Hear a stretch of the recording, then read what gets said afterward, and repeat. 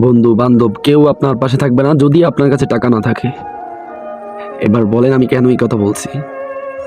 আপনি একটা বার খালি পকেটে কারোর সাথে দেখা করতেন যান, তারপরে বুঝবেন ভাই যে কে আপন আর কে পর। মা বাবা যতই খারাপ হোক আপনার পাশেই থাকবে টাকা ছাড়াই আজীবন। বন্ধু বান্ধব টাকায় মিলে, সম্মানটাও আপনার টাকাই সব কিছু। মা বাবা কষ্ট করেও টাকা না থাকার কারণেও ছাড়ে না আপনার পিছু। তাই বলতেছি ভাই, টাকাই জীবনে সব নয়, টাকাই আপনার মূল সুখ নয়। সুখ হলো এটাই, যারা টাকা ছাড়া আপনার স্বার্থ বিনে পাশে থাকে তারাই আপনার প্রয়োজন। আর যারা টাকাকে ভালোবেসে আপনার পাশে থাকে তারা সুখের নয়, তারা দুঃখের একটা গল্প কাহিনীতে পরিণত হয়। বলছিলাম আমি এক অজানা মানুষের কথা, তো বলতে পারি না সে কেন বলেছে আমাকে এই কথা।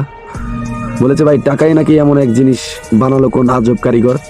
টাকার জন্য বন্ধু বান্ধব হারিয়েছি, আজ হয়ে গেছি যাযাবর।